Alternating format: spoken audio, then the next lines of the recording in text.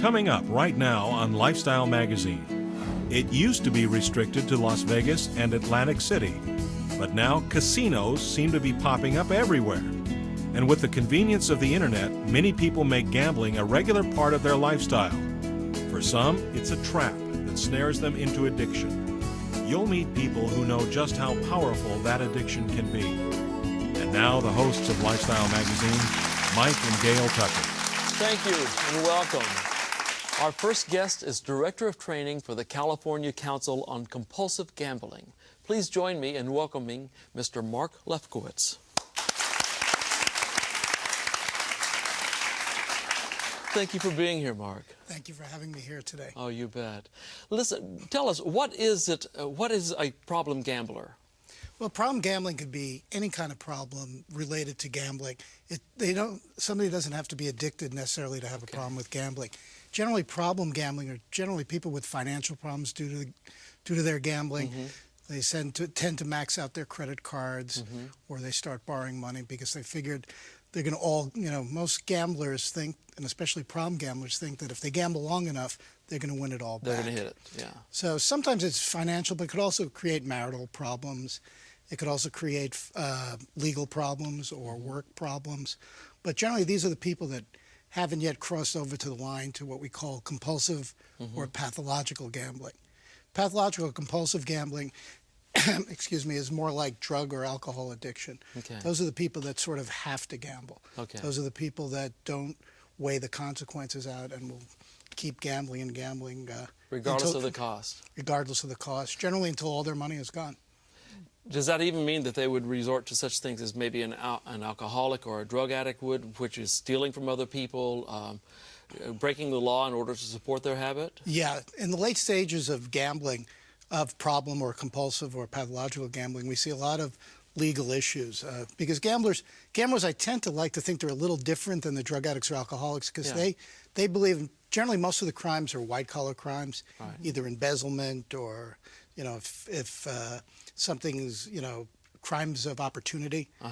If something's hanging out and they could take it and turn it into cash, they'll do it. Gotcha. But they believe that they're going to put the money back when they win. Okay. Especially in terms of embezzlement. They figure they'll steal the money on Score Friday. big, I'll put it back in Monday. No one will ever know. Nobody. And maybe the first 2 times they get away with it. Right. But then eventually they can't get away with it and they keep losing more and more, embezzle more and more. And we see a lot of people in prison because of their gambling. So a problem gambler, you wouldn't necessarily say had an addiction, but when it gets to the compulsive point, then that is an addiction. Right. That's sort How of would someone recognize that in themselves? That's sort of what we call crossing the line. That's sort of, in terms of problems, they're able to stop, or they might even be able to gamble normally again if they learn the lesson, be able to manage themselves financially. But once they cross that line, they can't stop. And once they start gambling, they almost generally will always all gamble until their last dollar is gone. Even if they're winning, no matter how much they're winning during the night, which is what you would expect when gamblers go to a casino, they go to win. These people that are compulsive, winning means they could just gamble a little bit longer. Gotcha. So it's all about the gambling, not necessarily about the winning. It's about and a lot of, especially people that are first coming into treatment for gambling, they think it's all about the money. Yeah. And it's not about the money. It's about just, as long as they're gambling, their life is perfect. And it could be any kind of gambling? I mean, give me some examples of it what could types be any. of gambling. It could be slot machines. Poker right now is probably one of the more popular games. Horse racing, sports betting, the lottery. We see people coming in with addictions to lottery. Bingo. Bingo is very big, especially in some of the casinos here in the state of California. Why is this so big among seniors right now? Well, for seniors find, number one is almost every senior center has a bus taking them at least once a week to the casino, so they have the access to the casinos. Yeah. Also, casinos are probably the safest place in the world for a senior. The security is fantastic. That's right. Air conditioned, so especially during the summer, those people out in the desert, that might not have air conditioning, they're in a cool spot. They might have lost a spouse, they're lonely or bored. Loneliness and boredom are probably some of the key reasons why seniors tend to gamble, and they're made to feel very comfortable at the casinos. It might be the only person during the day that says, "Hi, Mary, how you doing today?" Yeah. Or the person sitting in the next machine to them. So it sort of gives them a sort of a social. Yeah. It's a social outlet. Yeah. But why is it dangerous for them? Is it more dangerous for seniors, or does it affect them in a different way? It's dangerous for seniors more or less is because they can't recoup their, sometimes with a senior, they take all their life savings. And they're not going to be able to work again and put back the money. That's right. I've seen a lot of people younger that have developed gambling problems that have been wiped out that are able then to rebuild themselves. But here there's no rebuilding. And again, that generation also, the current senior generation now are not the type that are going to tell people that they have problems. Right, right. So the internet is playing a bigger part in the gambling. Is this legal? Is it not legal? Can you tell me about that?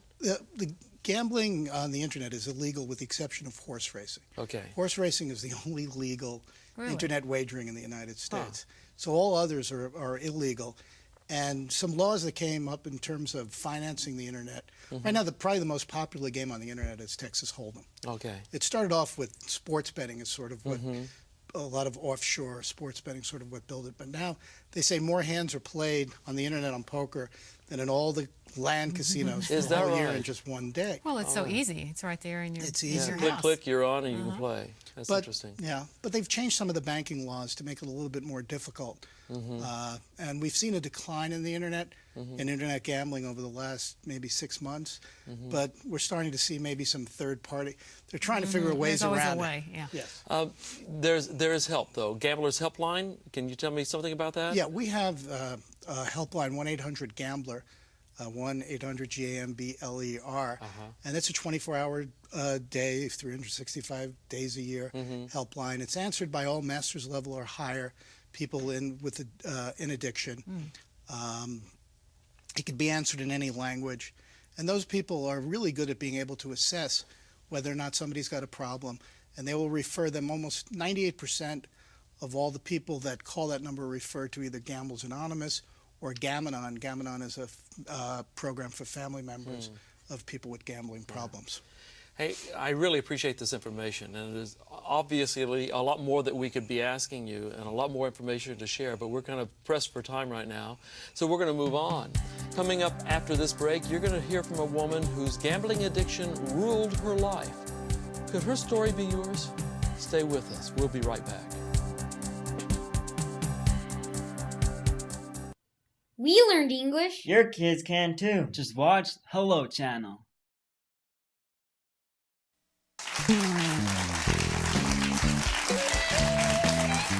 Welcome back. Karen is a member of Gamblers Anonymous, and she has agreed to come on our show only if her identity is protected. Karen, welcome to Lifestyle Magazine. Thank you for having me. Karen, how did you get started gambling? I started gambling in the 2nd grade. I classified myself the best card shuffler, and then I would throw baseball cards against garage doors with my friends, and whoever got closest to the garage door got the baseball cards. Very exciting feeling I got from that.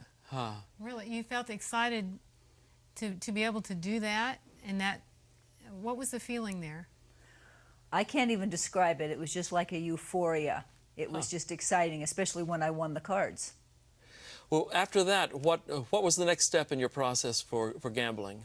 Probably the next step was I used to have card games with some of the neighborhood kids, and I would lose my allowance money, and then I started taking pennies, nickels, and dimes from my mom.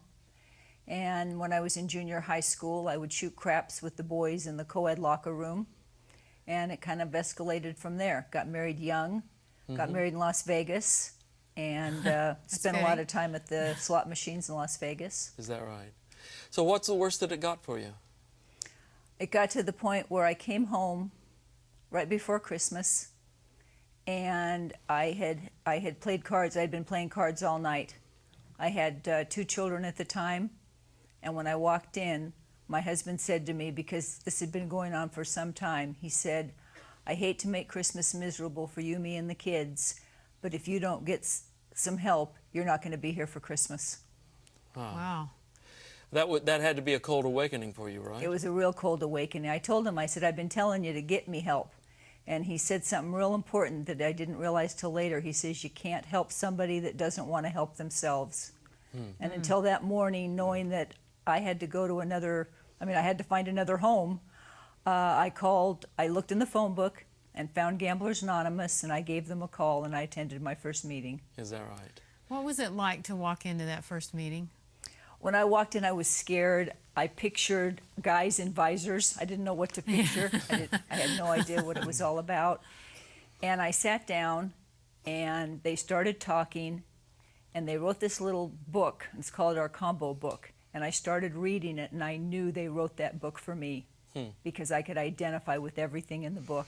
I finally felt like there was some hope, you know, light at the end of the tunnel. I didn't like myself very well, and I knew that, you know, one day at a time, maybe I could overcome a gambling problem. Wonderful. You know, at the very lowest part, what were the emotions you felt? Were guilt, shame? What else was a part of that? I don't know if I felt a lot of guilt and shame in the beginning. I did later on. Okay. I just felt I took time away from my family. I took time away from my kids. My son was 13 when I quit gambling, and he was a very slow learner and was getting a D- in school. And in the first 6 months that I didn't gamble, he brought home a 3.5 grade card. So this had hold of you to the point that it was more important than your family. Yes. Was it more important than everything? Was there anything more important at the time? It got to the point where gambling was the most important thing in my life. I didn't realize that I had a sickness. I explained it to my children when I quit gambling. I said, you know how you get the flu and you get sick and you don't mean to? I said, well, I'm gambling and I don't mean to. I said, so I'm going to get some help for that. Yeah. So the process of help that you found at Gamblers Anonymous, what do they do? Well, we share our stories. We share our experience, strength, and hope. We work by 12 steps of recovery and 12 steps of unity. And it's a whole different life. It's a whole, I'm glad I became a compulsive gambler because I appreciate things. I found a higher power, whom I choose to call God, on this program. I absolutely love the Gamblers Anonymous program. A lot of people tell me that groups like that can at times become like an extended family. Has that been the case for you? They're definitely an extended family. They are my family. I mean, I have family, but they're closer to me than my own brothers, my own real brothers. Right. And so there's a lot of mutual support, a lot of encouragement. Yes. Those kinds of things. Definitely. Listen, if you had some word to say to someone who's gambling right now, what would you tell them? Well, if they have a gambling problem and they want to quit gambling, I would tell them that we're here to help. There's meetings everywhere, and we have a national hotline, and it's 888-GA-HELPS. All they have to do is pick it up and press the number. It'll tell you what to do. Press the number, and they can talk to a live person who actually is a compulsive gambler and a member of Gamblers Anonymous, and they'll tell them where to go. How long has it been since you went to that first meeting? I haven't placed a bet in 27 years, 5 months, and 16 days, Yay. all one day at a time. Congratulations. Congratulations to you. Thank you. That is quite an accomplishment. Mark, is Karen's story typical? It is more typical for a male gambler. Gamblers tend to sort of be broken down to either action or escape relief gamblers, where most women that present with gambling problems now that come into treatment are Gamblers Anonymous, what we call escape relief gamblers that gamble more on the slot machines primarily. Is that right? But Karen was more of, which is a little unusual, but Karen was more of what we call an action gambler. An action. Playing games against other people, challenging of other people. So she got a different feeling that some of the other gamblers that are sort of the escape relief So it was gamblers. more euphoria for her than it was release or relief? Exactly. Okay. And that started from childhood. Yeah, So- especially when she talked about flipping the baseball cards, Yeah. which is another boy's. Yeah. Yeah, that's right. Yeah. Formed that habit early on. Well, thank you so much for sharing your story with us and for your openness and vulnerability here today. Thank you. Thank you, Karen. Coming up, a man who quit work in order to make a living at gambling, right after this short break.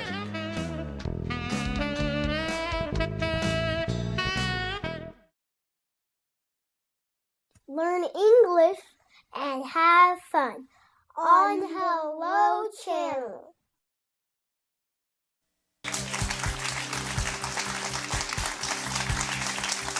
Thank you. Thank you. Phil is another member of Gamblers Anonymous. Thanks for being here, Phil, and welcome to Lifestyle Magazine. Thank you for inviting me. So, Phil, how did you get started gambling? In retrospect, I can probably track it to about the age of 8 or 9. Gambled with marbles, or then the glass ones we called smokies. Baseball cards. We had gum cards that were war cards. I can remember the Chinese-Japanese wars. And then flipping coins, nickels, dimes, quarters to a line or to the wall. And at age 12, I walked into a pool hall. I was born and raised in Montreal, and pool there was not the same as here. It was a snooker table, a lot tougher than a pool table that you guys have here. Yeah. And then it was a bowling alley, and eventually to illegal gambling casinos. They were not legal in Montreal, but at age 18, I became a cab driver, and I could find anything anywhere in the city. Yeah. Tell us a little bit about what it feels like to win or to lose, and why does that drive a gambler? I don't think the winning or the losing was it. I truly believe that for me it was a release of emotions, feelings. I make the analogy to someone that you've seen that you see saying like he or she wants a cigarette real bad. I didn't feel that openly, but deep down it was there, was the urge to escape. And I found that if I was sitting at a card table playing cards, everything else became oblivious. So it got you away from anything else that was bothering you in your life. That's how that's what it became. It became learned behavior over a period of years. What was the lowest point for you? Probably when my wife said to me, "You're doing all of the things that you swore you would never do. Don't you think you might need some help?" Yeah. Now, help me understand this. You actually left your job thinking you can make a living at this? The last 6 months that I gambled, yes. I worked for a company where I managed the company, and every 6 months I got a bonus. My bonus at the time that I left was $26,000, and I had a few $1,000s in the bank besides that. Right. And I said to my wife, I'm not going to have to work again. I can go and sit and play in a card room and sit no longer than 8 hours a day, and it'll be like a regular job. And if I make my day's pay in 4 hours, I'll come home. And what did she say to that? She said, I don't believe you can do it, but she says, I can't argue with you. And she was right. I could do that maybe for the first 3 or 4 days, but then the obsession took hold. The euphoria of being there and not having to feel. Actually, I learned only after I came into Gamblers Anonymous that my biggest problem was I had taught myself how not to feel. Now, I know that you've been getting a lot of help at Gamblers Anonymous. Could you tell us one of the most devastating stories that comes from some of your friends that you've met there? I heard of a lot of people who were badly, but somebody, in fact, you might have asked me about something about internet gambling the first time we spoke, and that's why this particular woman's story came to my mind, and I asked for her permission to talk about it. Good. She was in her early 60s, had a decent job, was in retirement, and she was home, and all of a sudden she became involved in gambling on the internet. And in a period of 1.5 to 2 years, she went through her complete retirement. Oh, my. Which was in excess of $350,000. Oh, my goodness. And the only way she got caught was because she was in charge of the money in the family. Her husband was a full-time employee and still is at a major corporation, and she got a hold of his PIN number and started to withdraw something from his 401k. And somebody in his company noticed the second touch and said something to him and said, hey, if you really need some money, why are you taking it out of your 401k? Yeah. Why don't you get a loan? And he said, what are you talking about? I haven't taken any money out. And that's when he went home and he confronted her, and everything came out in the open. And the worst part of it all, after having lost all of that money, 1.5 years later, both the state and federal governments came down on them for taxes on all that money. Oh, yeah. Something she never bargained for. That's right. And they're Yeah. still feeling it today. And that's been about 3.5 years ago. So what has Gamblers Anonymous done for you? Gamblers Anonymous has taught me how to learn to feel all over again, how to express my feelings, and how to accept the most important fact in my life, that any feeling, good, bad, or indifferent, I can let go of and entrust to this power greater than myself that I choose to call God. And He gives me everything that I need and always a little bit extra. Not everything that I want, but always turns out to be, I get everything that I want, but He provides everything that I need and somehow always a little bit extra. Phil, do you have any advice for anybody who's gambling right now? Not for the people who are gambling. I can only give some advice to people that call and ask for help. I cannot be concerned for the people who are out there gambling of their own free will, no. And that is a distinction, isn't it? Yes, definitely. For me, there is. So what would you say to someone who calls? There is a chance for help. I'm a living example. And we're glad you are, Phil. This is a marvelous story. Mark, again, is his story typical? Yeah, very much so, Mike. Well, Phil, we cannot thank you enough for your courage, your bravery in coming here and sharing your story with us.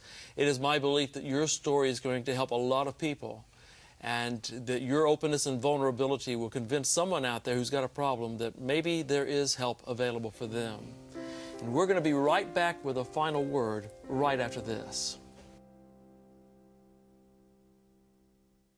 Come join our classroom. Say hello. We're back. We'd like to say a very special thank you to Phil and to Karen for your being here. Phil, one thing I didn't ask you is how long has it been since you've placed a bet? November 25th, 1981. Congratulations. We're very, very happy for you. And Karen, again, we thank you for what you have shared with us, and we say congratulations to you for all the years without a bet as well. Thank you. And Mark, I want to thank you for being here as well.